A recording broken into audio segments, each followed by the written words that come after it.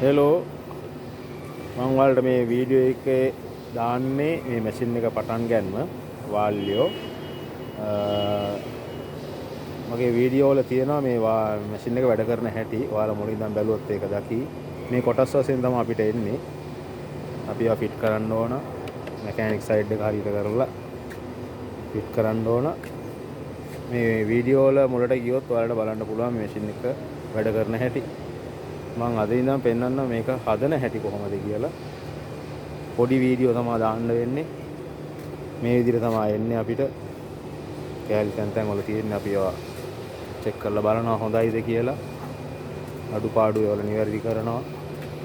බෙයාරින් මේ ඇතුලේ තමයි යන්නේ. බෙයාරින් දෙකක් අරගෙනවා.